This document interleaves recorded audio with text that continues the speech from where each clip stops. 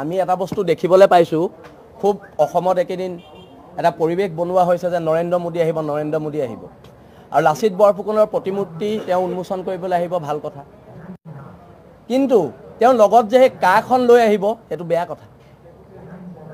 এতিয়া লাচিত বৰফুকনক আজি অপমান কৰা হৈছে নে নাই অসমত যিজন লাচিত বৰফুকনে মুগল খেদি অসমীয়া জাতিক ৰক্ষা কৰিলে আৰু সেইজন লাচিতৰ অপমান কৰি আজি বিজেপিয়ে ইয়াত কা আনি নৰেন্দ্ৰ মোদীয়ে ইয়াত 1,70,00,000 বাংলাদেশী অহা এটা পথ খুলি থৈ যাব আৰু অসমৰ খিলঞ্জীয়া জনগণ বহি থাকিব প্ৰতিবাদ নকৰিব এইটো বস্তু নহবতো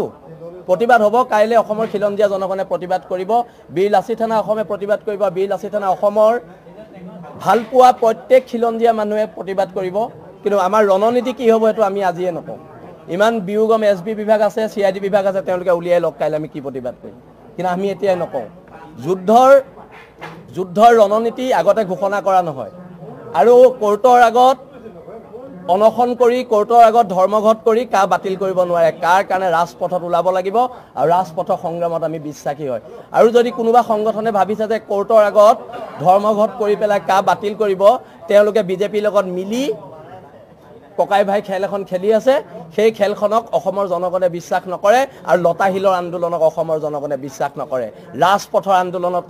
অসমৰ জনগণে বিশ্বাস কৰে আৰু আন্দোলন ৰাজপথত হ'ব আৰু কাইলৈৰ পৰা হ'ব নৰেন্দ্ৰ মোদী আহিছে নৰেন্দ্ৰ মোদীৰ বিৰুদ্ধে প্ৰতিবাদ হ'ব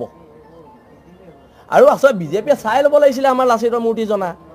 আমাৰ পৰা শিকি লৈ বনোৱা হেতেনে হয় আমাৰ লগত এইবোৰ কথা নেপাতে ভাল কথাবোৰ আমাৰ লগত পাতিব লাগে বোলে তোমালোকে ইমান ধুনীয়া বনাইছা তোমালোকৰ মূৰ্তিটো নিচিনা আমি এটা মূৰ্তি বনাও আমাৰ পৰা শিকি ল'লে হয় কথাখিনি যিখিনি নেজানে নজনা কথাখিনি আমাৰ পৰা শিকি ল'ব লাগে লাজ কৰিবলৈ কি আছে হয় নে নহয় আপোনালোকে আমাৰ লাচিতৰ মূৰ্তি জনা ধুনীয়াকৈ বিজেপি নেতা কৰ্মীবিলাকক দেখুৱাই দিব যে লাচিত আচলতে লাচিতৰ মূৰ্তি জনা কেনেকুৱা হ'ব লাগিছিলে আৰু তেওঁলোকে কেনেকুৱা বনালে আৰু অসমৰ জনগণে সদায় আমাৰ এই যিজনা আমি মূৰ্তি স্থাপন কৰিছোঁ সেইজনা মূৰ্তিকে সদায় শ্ৰদ্ধাৰে সেৱা কৰি যাব আৰু ইয়াত কোনোবাই ভোটৰ কাৰণে লাচিতক যদি অপমান কৰিবলৈ লয়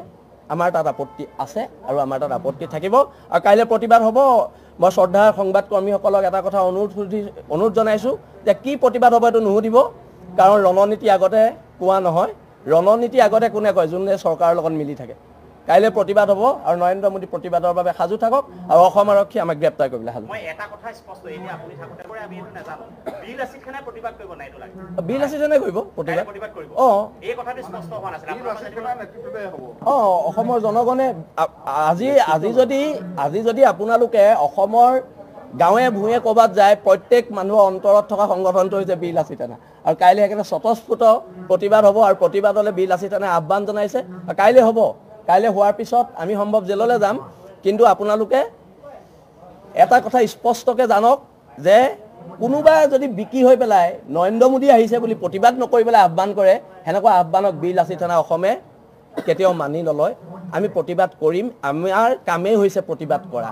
দেশ জাতিৰ কাৰণে প্ৰতিবাদ কৰিবলৈ অসমৰ খিলঞ্জীয়া জনগণে এটা শক্তিক দায়িত্ব দিছে আৰু যি শক্তিয়ে